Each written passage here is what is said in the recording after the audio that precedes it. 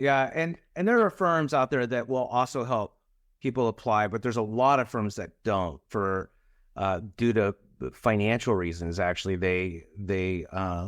my colleagues that work at other law firms will say it's not worth helping people apply because there's not enough back pay to justify the cost of that. But kind of like based off something you said earlier, it's like I feel like we're more of a mission-driven firm. I mean, obviously, we want to grow and be profitable and have our business survive, but I do love helping people apply. I think we can get cases off onto the right step, and we win. Our firm, not everybody, and I don't, take this with, if you're a listener, we help people apply, and we do win a lot of cases at application.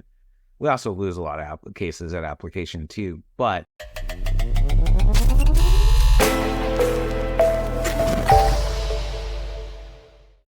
welcome to the Evans Disability Podcast. We hope to be your definitive guide through the Social Security Administration landscape.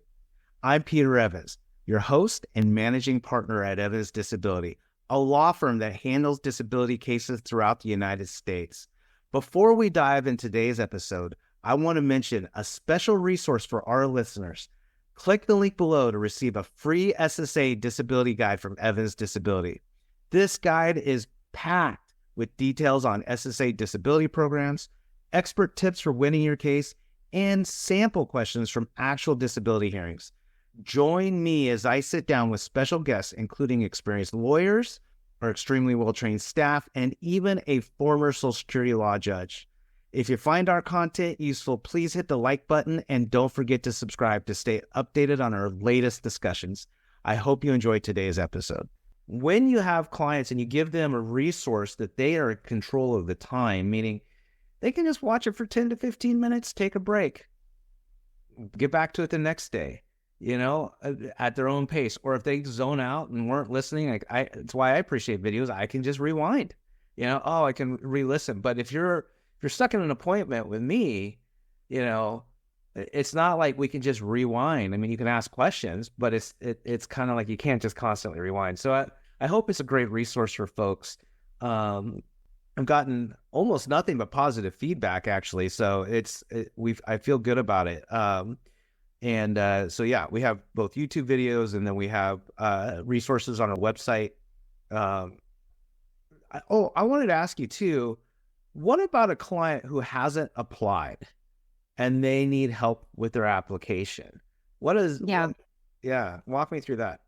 That's another service that we offer that I feel like is really beneficial to people. We help people apply. That means sitting down for probably depending, again, this goes back to what programs do you qualify for. That's something that we also help you figure out. There are 5 different programs. It's not just disability. But anywhere between 45 minutes to an hour and a half spent with a team of a few people that just do that all day, helping people with the applications. So they're super familiar with them, with the questions, again, why those questions are asked. So we help people get through that. And we do all the legwork. So you don't have to sit there with a pen and paper and trying to get it all down. We'll handle that. We have to ask you the questions and you do have to sit there, and it can be kind of tedious, but we help with that process.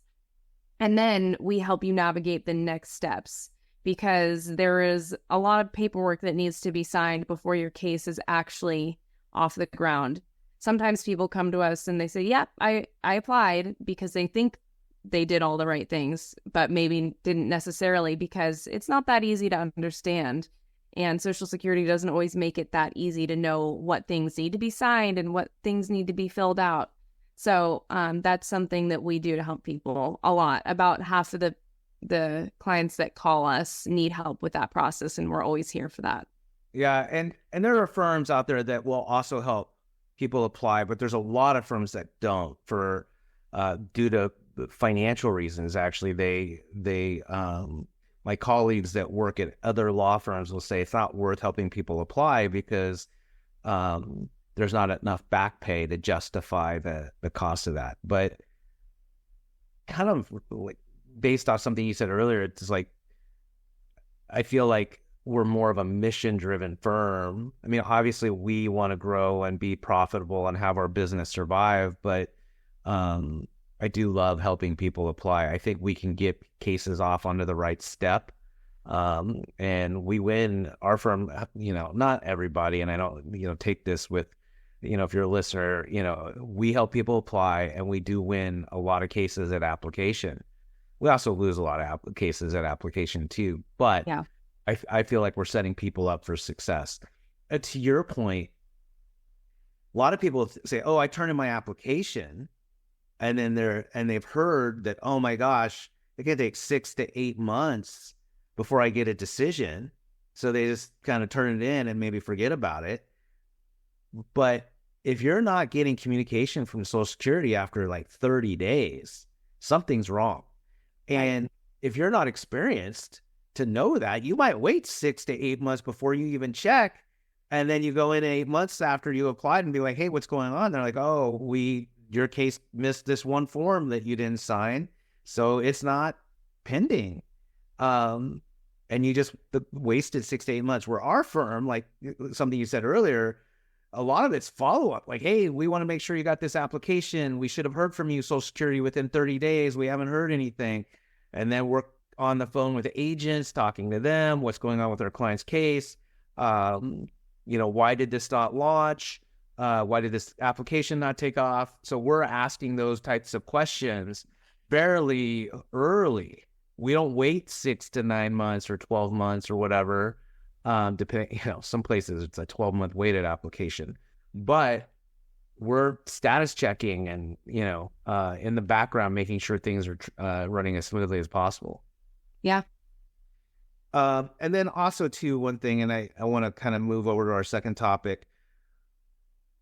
Our firm, we send out questionnaires to supportive doctors. Not only do we order medical records, communication, help people with forms, tracking, applying, we're also helping with communication with doctors. We have specially designed questionnaires for both physical, mental, different diagnoses, vision, cardiac, seizure, different types of cases that we have developed over the last 25 years, or 20 plus years, and that we send to doctors to make getting their opinion on a case kind of easy, right? Like simpler, and in a form that's kind of takes medical language and it interprets it into Social Security language, so Social Security can understand what the doctor is saying, and specifically what the doctor's talking about.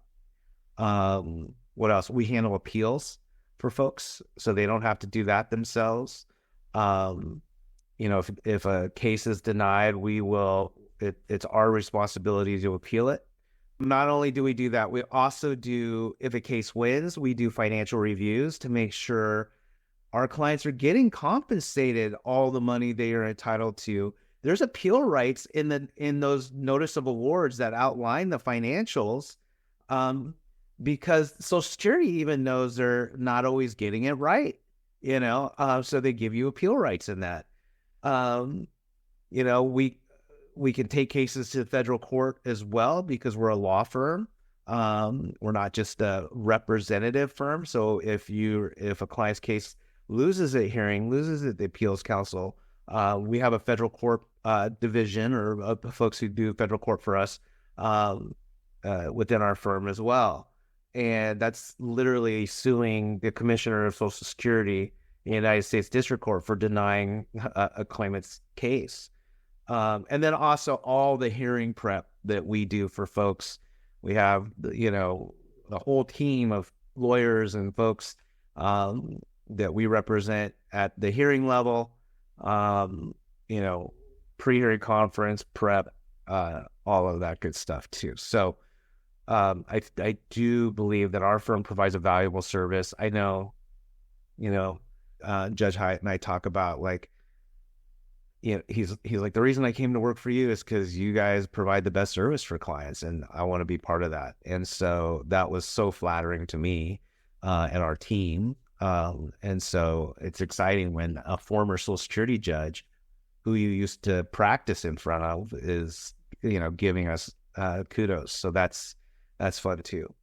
Yeah, that's awesome. So let's move on to talking about kind of the inverse of it. Like, what does it look like for us to bring a client on? Because, a piece of advice when I was a young lawyer and starting off in private practice, a good piece of advice that another lawyer gave me, a more seasoned lawyer, was, it's not only important to bring in clients, right? Because you got to make money. You're broke. When you're a young lawyer, you're starting your own firm, you're broke. So if people are saying, oh, I'll give you a retainer of $10,000 or $5,000, you're like, oh, okay. Because I was doing, at that time, as you know, I was a criminal defense attorney and I was doing personal injury and I was doing all sorts of things.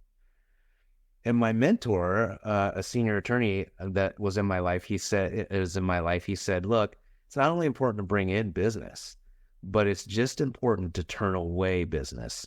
Because if you bring in the wrong client or the wrong case, it can really dominate your life on both professional and personal levels. And so now that we only do Social Security law, because I don't do any of those other types of areas of law anymore, we still sort of go through this process of evaluating clients that we want to make sure we can work with and to help them and to add value.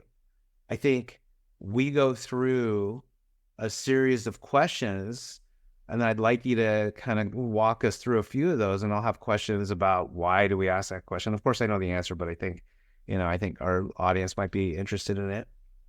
Why do we ask certain questions, and what are we looking for, right? So why don't we look at our some of the questions we ask potential clients? Right. I mean, we have a whole intake form, and it's changed over the years. It's changed so that we can kind of cover all the bases, because it really is important for us to know things at the very beginning. First of all, so we don't give somebody false hope. Right. So we don't say, oh yeah, we're going to help you, we're going to take on your case, and then a couple months later, oops, we were wrong and you actually are not eligible. That is really... Or you can't win. Like you can't win, right? Right. Or you just, and this is why. And so we've taken what was like a 1 or 2 page thing, and then we made it long, which does take some time, but it's informative, I think, for everybody. Some of the questions, I mean, obviously we always get the basics.